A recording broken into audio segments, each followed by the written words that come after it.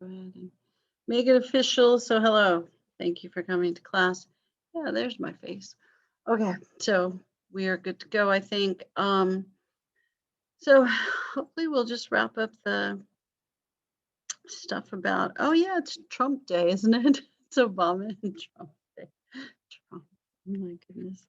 I'm still, every time I think of Trump as president, I just laugh. I know, and I don't mean it. Like if you Trump is your favorite president, I'm not saying like I don't like him. It's just he's so different. It's like, how did that happen? It's just really different. So you look at Trump and you look at everybody before, and it's like, but I know, I watched the campaign, drain the swamp, and new presidential and stuff. So I mean, he did. Anybody who was surprised what Trump did wasn't paying attention, were they? All right, all right. Let's look at stuff. Crud, I got a bunch of stuff up there. So calendar.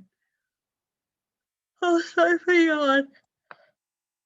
There's gonna be so much of that today. So, um, you had a weekly question due today.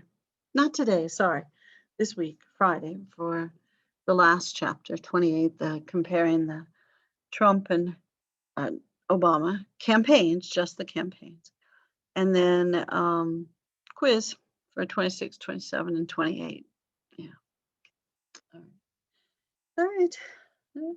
So that's where we're at. And I haven't graded. I think I graded maybe one or two book reviews, and that's it. So I will definitely catch up on grading tomorrow, and that hopefully will help you feel better about where you're at and if you got any points and all that sort of stuff. Okay.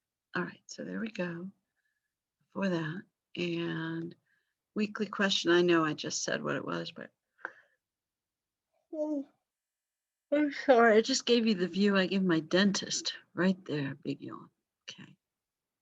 Now it's a quiz calendar. Weekly question. Here we go. Maybe. Nope. Ah. There we go. All right.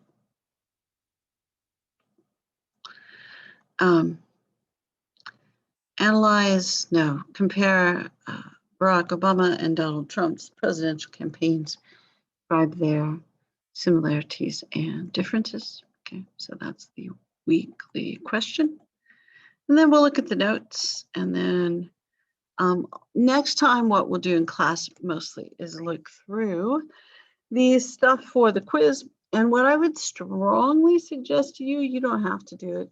I mean, it's the United States, you get choices, right? I would wait till after class on Thursday to take the quiz. I don't mean immediately after class, but we're going to spend some time reviewing a little bit. So, you might want to wait. You don't have to.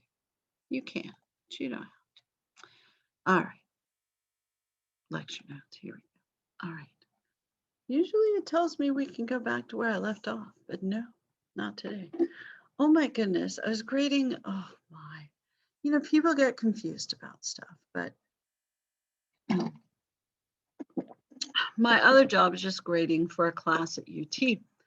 And somebody kept going on and on about Ronald Reagan, 9/11, and the Patriot Act. And I was thinking, that's just a lot of confusion right there. But yeah, the person, and I know there's a couple of you in this class that really dislike Reagan. So I get it. But they're like, man, I hate Ronald Reagan, Patriot Act, getting rid of our civil liberties. It's like, you're welcome to hate Ronald Reagan, but yeah, don't blame him for the Patriot Act. I know some of you like the Patriot Act. No, no one likes the Patriot Act. Do you know anyone who likes the Patriot Act? I do not.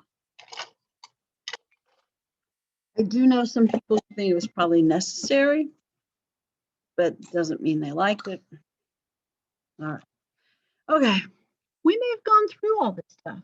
But if we did, I'm going to feel a little like I'm wasting your time today, but I won't do that.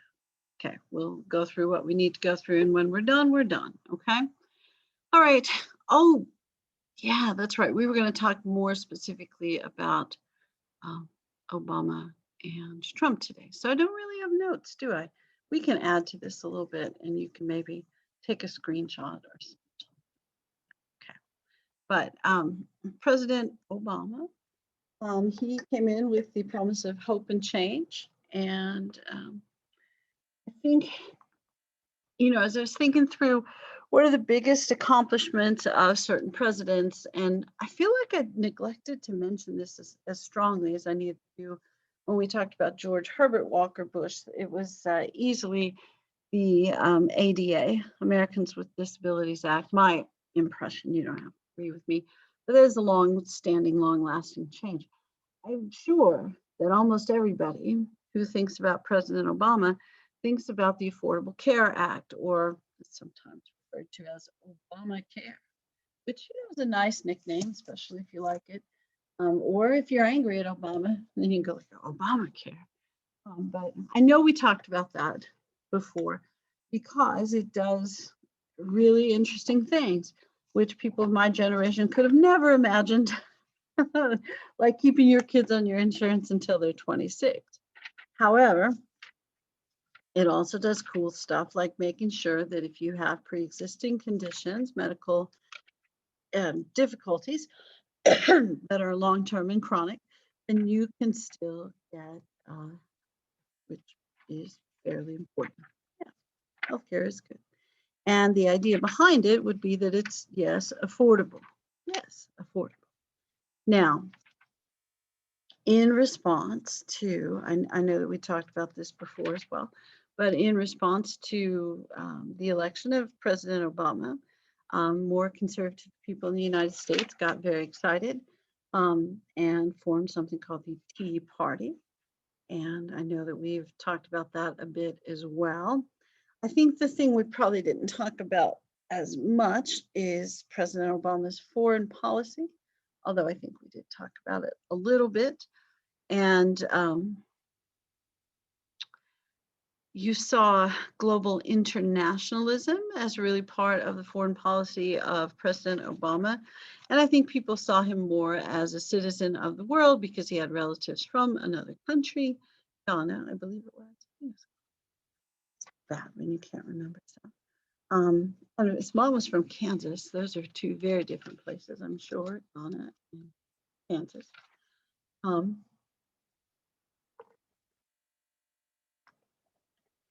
Sorry.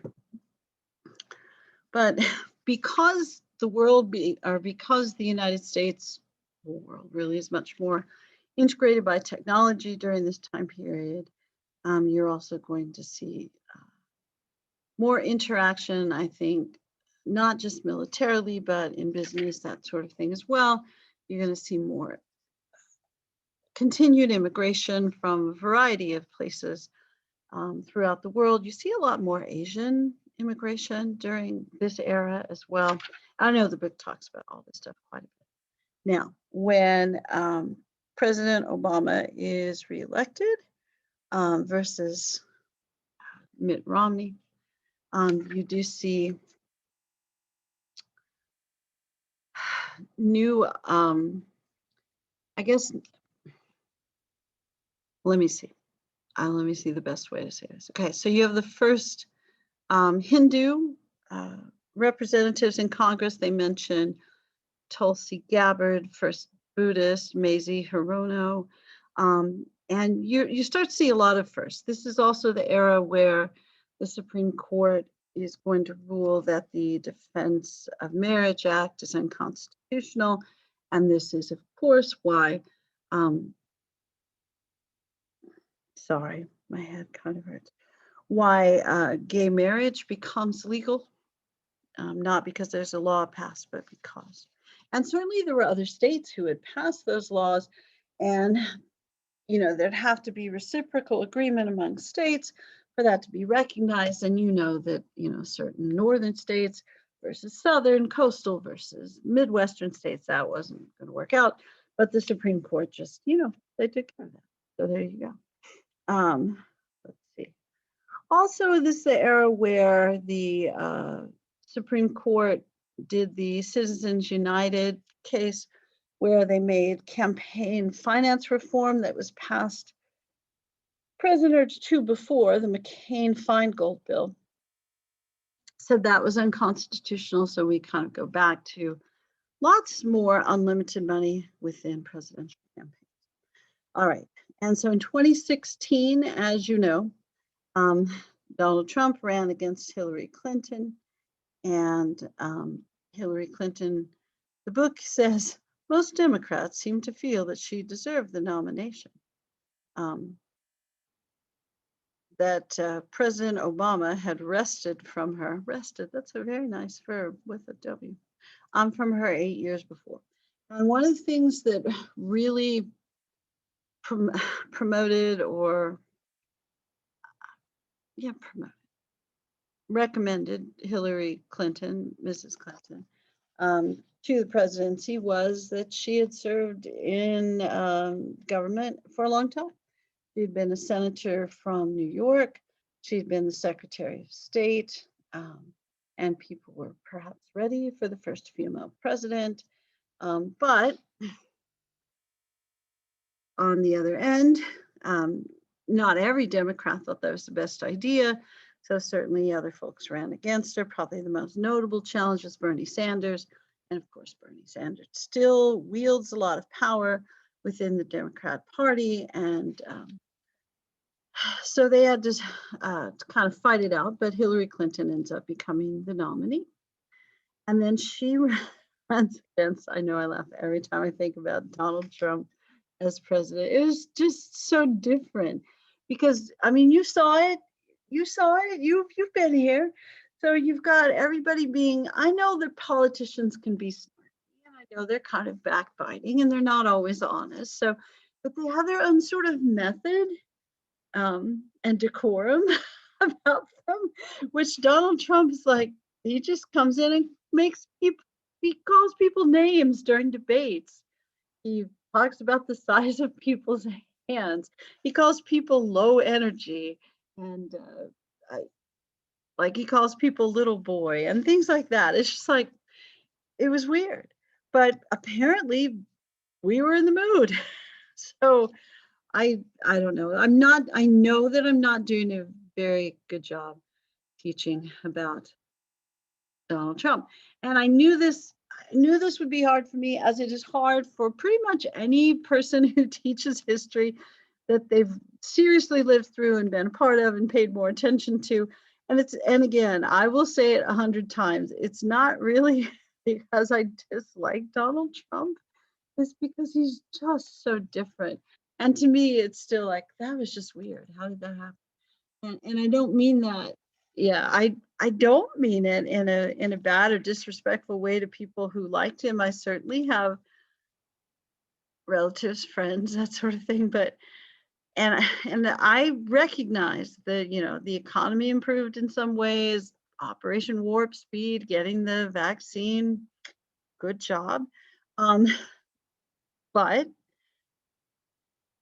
it really did change the political decorum of the United States. And I still think about Donald Trump going to his campaign rallies and them doing all the weird chanting. Sorry, I know I'm putting judgment in there, but when I say it's weird, I don't mean that they're necessarily weird. I just mean like the people in the arena or Donald Trump. It's just really out of character in some ways for political rallies. Not that people don't chant during political rallies, but stuff like lock her up or build that wall. It's just a little different. And it still really kind of catches hold with certain segments of the population. I was driving around this weekend, coming home from church, and I saw some truck flying this big orange flag. It really was an orange flag. And I thought, I wonder what the orange flag's about. And it said Trump 2024. And all I'm thinking is he'll be 83 or something. Is that really what we want? But I mean, we'd have a senior citizen yelling at people to shut up and chanting, build the wall. And wow, that'd be really different. Okay, so I'll try to just stop thinking about how just really off the wall Trump was. As far as stuff that happens in office while Trump is president, lots of spending. Congress does make some attempts to repeal, replace Obamacare, Affordable Care Act. That doesn't happen. There's going to be some tax cuts during this time period. The reversal on foreign affairs, really more we withdraw from the Paris Climate Accords, the nuclear treaty um, with Iran. It's like I was going to say Iraq, but that I know that's wrong.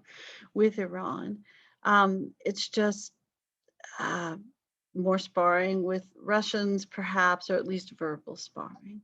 But what we saw in the United States, which was kind of this reaction to this global internationalism, we really saw in other countries as well. So it wasn't just the United States. I know you know how we are. We're kind of bigger and louder sometimes, but we weren't it. Other countries did the same thing.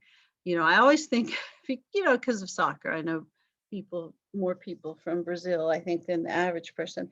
And they had their, and still do, their very interesting version of Donald Trump, or maybe we had our version of Bolsonaro, a guy named Jair Bolsonaro, and he's called the tropical Trump. And then the British had Boris Yeltsin, and the French had Omicron, and Canadians don't do this, do they? Not very often. But you saw in several Latin American countries, a few European countries, and I don't think that Putin's just KGB, modern version. So I don't think he fits, he's his own category, but really interesting movement that we see throughout the world, which is really kind of a return maybe to your country first, or, preserving your country's place in the world rather than global internationalism. That's what. And then we had a term of Trump, and let's see. The book has a pretty good discussion of American exceptionalism and how in some ways this seems to be a positive, like we love America, it's great sort of thing. And then other ways it's definitely a pushback. The book is also going to talk about more gun violence, especially in schools. Some of this goes all the way back to Columbine, pushes for gun control legislation. If there's a rise or decline in white supremacy, and then, as any good historian should, he ends the book with a poem from Langston Hughes, who's honestly one of my all-time favorite poets because he's from my hometown of Joplin, Missouri. But talking about the promise of freedom, and maybe the reality of freedom and liberty, that sort of stuff. And just a reminder that the promise is not completely fulfilled. And my guess is, just knowing what I know about Dr. Foner, not, he's a little more liberal than conservative. My guess is that it was fairly distressing. And, he's writing at the end, it's like, it's a bittersweet moment for the United States because we have the promise of freedom. And then we've seen a few things that reveal a darker side in the modern era. And crud, the last year or two probably compounds that, because this book was published certainly before the pandemic. So I can see why people would be a little discouraged about things politically and otherwise as well. And the Trump presidency, I think historians, and then just people like me who are sort of, I don't know, history professors who wish they were officially historians, when it's hard to figure out where Trump fits in the scheme of history, because it's too soon. We haven't had enough time to reflect, to see what his policies, the end results of lots of his policies. So, over time, I think there'll probably be different analyses of the Trump presidency as there will be of the Obama presidency. To be fair, we're still pretty recently removed from that as well. So, but I do think the book in this chapter does a nice job of showing you how different the world has become and how different our country has become because of changes in immigration, because of probably difficulties of the groups who are here, kind of meshing with the groups who are coming, changes in political parties, globalization of the economy, and movements within the United States to try to make improvements. And, one of the best things about studying US history, I think, and to me, one of the most helpful things, because I don't know, even though I keep sort of laughing about Donald Trump, I'm always pretty hopeful about the future, even though I know the last couple of years have been tough, because it seems to me like oh, sorry about my throat. In our personal lives, we get along with each other fairly well, and we put up with each other's frailties, and we, I think personally, our lives can be nicely integrated, that sort of stuff, and we're good with our neighbors. But yeah, I know the politics have been ugly, and yeah, there's a lot of divisiveness. But I think one of the nice things about US history is we tend to be always working on getting better. And I know the work is too slow. I know that. I mean, it's what I do for a living, so I definitely know that. But it's part of why we study our history, to get specifics about what's gone on and to help understand how reform has changed us and what other reform needs to happen. It's not the only reason we study history. You guys study it because you want a college degree. but it also helps inform us about lots of other fairly important things, hopefully. All right. There's not really that many things on the quiz about Donald Trump beyond him getting elected and withdrawing us from some international agreements and pushing this America First agenda and make America great, that kind of idea. I will say, and then I'll stop talking about Trump, the absolute most puzzling thing to me about Trump, and I mean this more politically than personally, because Trump's really upfront, I think, about who he is. I think, anybody that voted for Trump could not, if I had friends like, well, I can't believe that he acted that way, I would tell him, it's like, did you not see him on TV? Did you not ever see him in an interview before? It's like, we knew who Trump was. So don't say, I voted for him, but I didn't know he was a jerk. Everybody knew he was a jerk. I mean, he was upfront about that. If that may be one of the things people liked about him. He was super honest. He didn't put up a front. He's, yep, here I am. I'm a jerk. But, and again, no, I'm not even going to say, because with my relatives who really, really like Trump, because, I'm from poorer places in the country, and for whatever reason, poorer people, especially, it's not exclusive to poor white people, though, I guarantee you this, but poorer people seem to really like Trump. And it's like, okay, that's cool. But when my relatives like, well, you have to really admire, and I go, yeah, but he's a jerk. And they go like, yeah. I mean, even the people that like Trump's like, yeah, he's kind of a jerk. But, oh goodness. One of the weirdest things I think about the Trump presidency is how super religious Christians really liked Trump. And the only thing I could think that really drew more conservative Christians to Trump is abortion, that he was pro-life.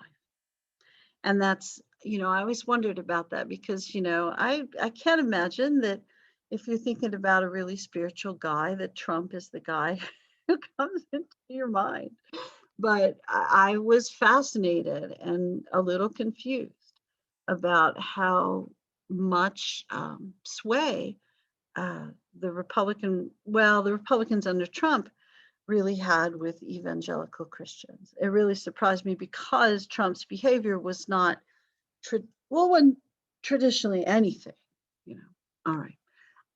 I feel like I'm just being disrespectful to our most recent president, which is certainly not my goal. I think it is puzzling that somebody who has, is honest, third marriage and says inappropriate things daily and tweets them out, that he's kind of a darling of the religious right. But I think that's puzzling, and I think that's a fair thing to say. But I mean, that's one of the biggest bastions of support for Donald Trump, and probably remains, like the guy driving around in the truck with the orange flag. That was, yeah, probably. Mm. All right, it's my last thing to say about Trump, and it's soccer related, so I'm going to go with it. There was one night, it was during, must have been 2016, kind of around the election. I'm at soccer practice, and some guy comes out, and he's right in the middle of, we've got literally hundreds of people practicing soccer, and he's right in the middle of the park with his dog playing frisbee. And I just kind of look at him. I said, "Hey, sir," I went over and I said, "You may want to move because we have hundreds of people playing soccer here, and we've rented the park for soccer practice, and I'm afraid you might get hurt." He goes, "Are you threatening me?" It's like, "No, I'm not threatening you. I'm just saying there's a whole bunch of people here playing soccer, and they're really not looking for a guy and his dog and frisbee, and you might get hit with a soccer ball, or something might happen. Now they just don't want it to. And there's other spots off the field that would be really appropriate and fine, and there's space." And getting angry, had a verbal altercation with someone at the field. Police were called, and the person he argued with when it had to go away, he had to go away. And then he comes back with this giant Trump poster and just sits there and kind of flips people off and mocks people and stuff. And I went over and talked to him because, I run the soccer league. And he essentially talked about how it wasn't appropriate in a city park that he paid for with his taxes to play some very strange immigrant socialist sport like soccer. It's like, it's so weird. And I get that I completely get, I do, that not everybody who voted for Trump had that sort of, all the, "It's not my country anymore. I don't recognize it. People are playing soccer here," that kind of weird. I don't know. It was odd. But I always think about that guy, and I think, that guy really idolized Trump. And, Trump's understanding of that guy's life is zero. But Trump's understanding of how to appeal to that guy, really quite impressive. And again, when you go back to talk about the campaigns, one of the most impressive things about Trump, I think, was his ability to get publicity without paying for it. So he spent less than almost anybody spent in the last 20 or 30 years on his presidential campaigns, but got daily press coverage and really used social media really well until, of course, the last election when he sort of got shut out of that. So, and there'll be court cases and all sorts of discussions of whether it was appropriate to shut Donald Trump out of social media. And I think those issues are really quite interesting and are really going to impact politics moving forward. So even though I do I'm still puzzled, I am, and laugh a little bit about the oddness of Trump, there's certainly a lot of importance that comes, and some of those basic questions that we always seem to deal with. The basic kind of foreign policy is the goal of foreign policy to be more of a good global neighbor or to promote the self-interest of the United States? The answer is probably yes on both, but what's the balance in that? Clearly, when we elected Trump in 2016, we thought maybe we'd gone too far toward internationalism. And, maybe you saw a pushback with the election of Joe Biden. Who knows? I mean, it'll take a long time, I think, for us to assess and figure out what exactly is going on, was going on there. But, and, had, and one of the things I will also say, and then we'll start talking really specifically about the question, is with the election of Donald Trump, but honestly before with Obama and then Bush as well, one of the things that used to be true, Republican Party, and you started to see this really after Vietnam era, was that Republicans would say we really want to spend less money at the federal level. They started spending less with defense. They started spending. I know you're going like, no, they didn't. Reagan is going to bump up the defense spending, isn't he? But really, it's the Reagan era where you start to see a little more government spending, a little bit of a pullback with the Clinton era. But after that, you just see lots of government spending.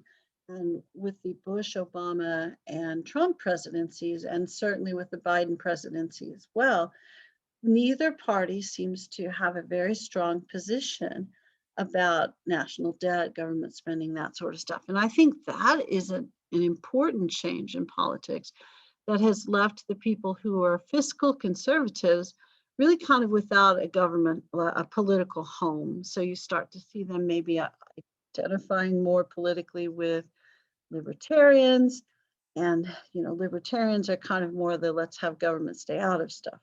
So I don't know. I do think the politics in the modern era are definitely in flux. So what was traditionally a Democrat and traditionally Republican, I think how we define those and the stereotypes of those are changing over time.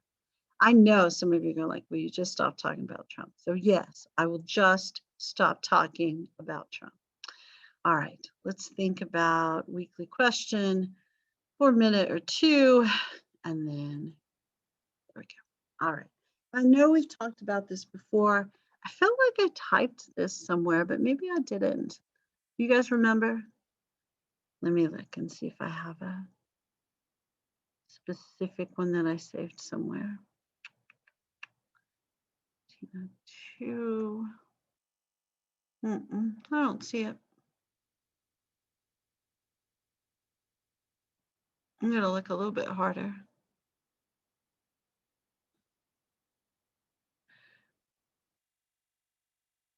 But as we've said before, when you talk about the weekly question, when you talk about compare the presidential campaigns, talk about things that they have in common and talk about things maybe that they don't have in common. I think the most obvious thing that's in common is, back up, sorry, weekly question.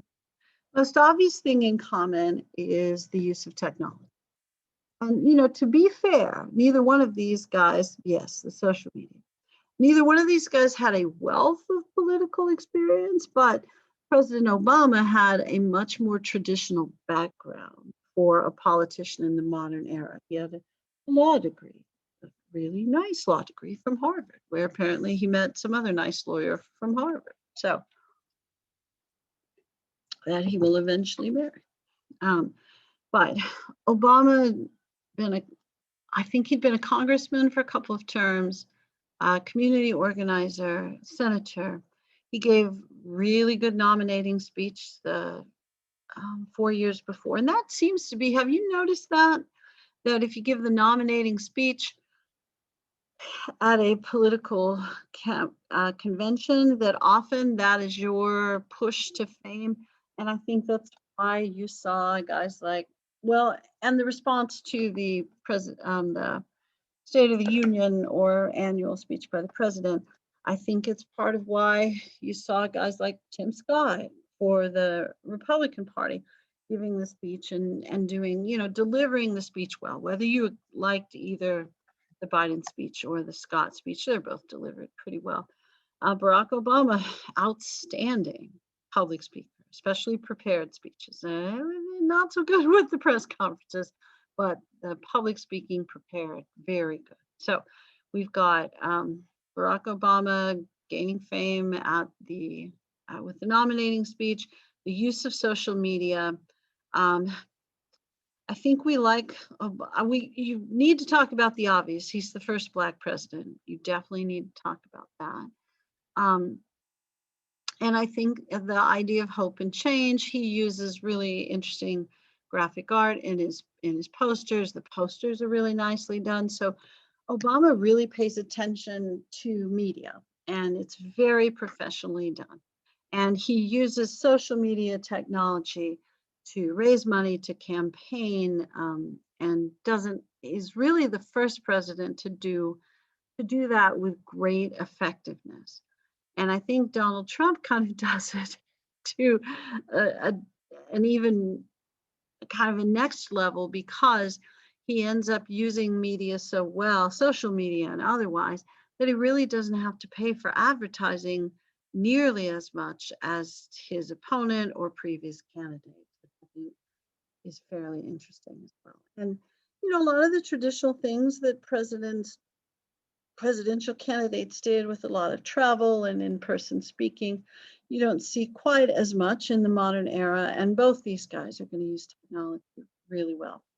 I think you see, Obama in many ways as a traditional politician with the education, the law school, some background in politics, political organizing, but you see him with a fairly non-traditional family background. He had divorced parents, an immigrant, well, not an immigrant father, but foreign father, who didn't live in the country anymore. And then you also see, oh my gosh, I'd almost forgotten, Donald Trump sort of gains fame during the Obama presidency by challenging Barack Obama's birth. Not that he was born, but where he was born. Clearly, he was born.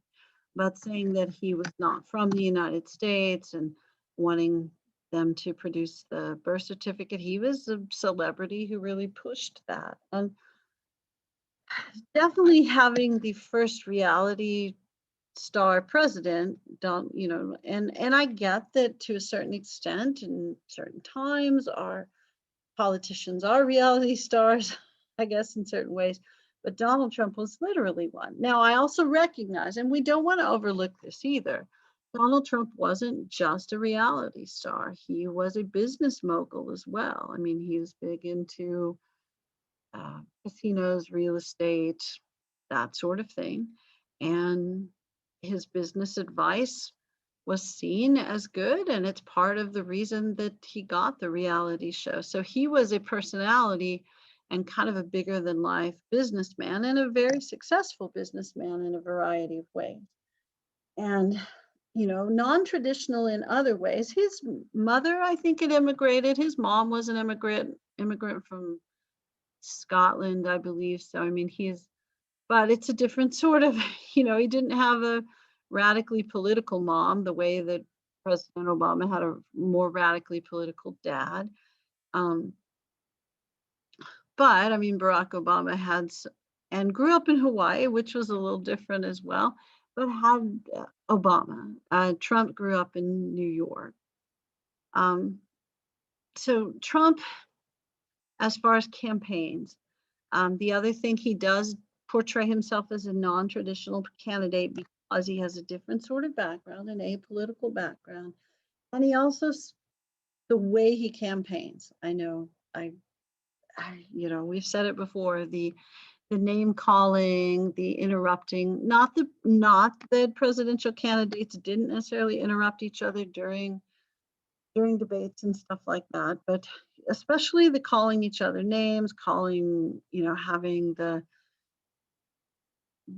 drain the swamp chants, the build that wall chants, the lock her up chants, that sort of stuff. And those continued into the presidency, which I think was peculiar to lots of people who observed, not just me. So I don't think that this question is going to be difficult for you in any way, but just make sure that you describe some fairly specific things, and also mention when they ran, what party they ran for, maybe if they fit the traditions of their party or not, in what ways they did and what ways they didn't. But as you compare their campaigns, you have to talk about the use of social media, how they raised money, how they got publicity, that sort of thing. And feel free to talk about their background and decorum as well, because that's part of their image and how they present themselves.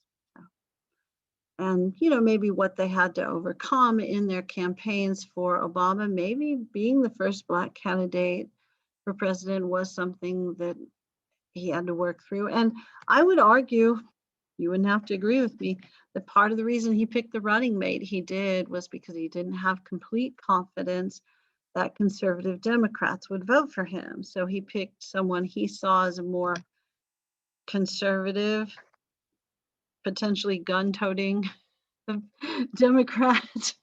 And, you may not see President Biden that way, but in his role as vice president, he certainly, that certainly was the role he fulfilled. And with Trump, do you even know who his vice president was? And I think that's kind of the way Trump wanted it. But when he picked a vice president, do you know who his vice president was? It was that Mike Pence fellow, who is probably, oh my gosh, he is seriously conservative Christian Republican dude. He's the one that won't be alone in a room with another woman if his wife is not there, because he just doesn't even want a hint of impropriety. And then there's Trump, who all he wants is a hint of, he wants way more than a hint of impropriety.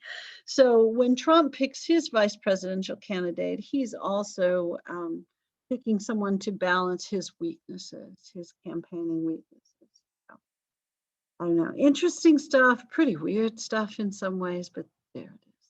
All right, I feel like I'm done talking. I will stop the sharing for a moment and check the chat. And yeah, again, I'm not trying to be disrespectful to any president, but Pence, yeah, Pence. Pence, yeah, he definitely was not down with whatever, and the January 6th stuff.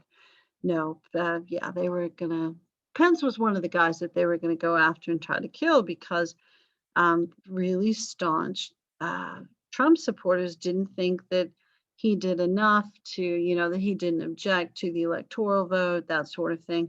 And Pence, there are a lot of things about Pence, but he's a fairly traditional rule following kind of guy. So yeah, and you notice too that you haven't heard any statements from Pence about anything since he left office. He's probably isolated somewhere and not speaking to anyone. I think he actually, I think it's bad, but I think he had to get a pacemaker put in or something. He just recently had a surgery that was fairly standard, but somewhat serious. So yeah, they were not birds of a feather. Those two didn't hang out much. So, oh my. Trump presidency. After we've all reflected on this, I bet a lot of things will be written about it. And I don't know that I would like a history of the Trump presidency right now, because I think we do need to reflect on it some more. But, certainly political scientists have already written, and, commentators have already written and said a lot about Trump. So, as they should, that's their job and their duty and all. I know it's super early and way before the 3-minute warning, so I don't want to distress you in any way. Let me see if I can find the review sort of thing, and also see if you have any questions. Do you guys have any questions? Is there anything you want to ask before we potentially wrap it up a little early or a lot early? And I want to find the review. That says quiz and review. That's probably not one I want to put up there. Maybe it is.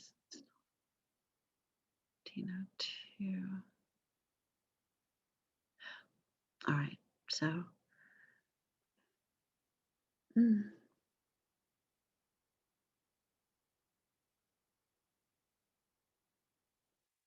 I know I'm staring straight at it, but I just don't see it.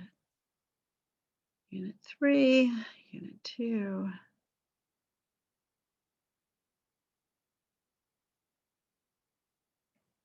All right. I don't see it at all. I'll go to the page where we put it up. But do you guys have any questions? Is there anything you guys want to ask at all? I know it's kind of, all right. So when you go to our page, when you go to the course documents, Blackboard is really slow. Should be at the bottom. Unit 4, timed question study guide. And yep, it is definitely there.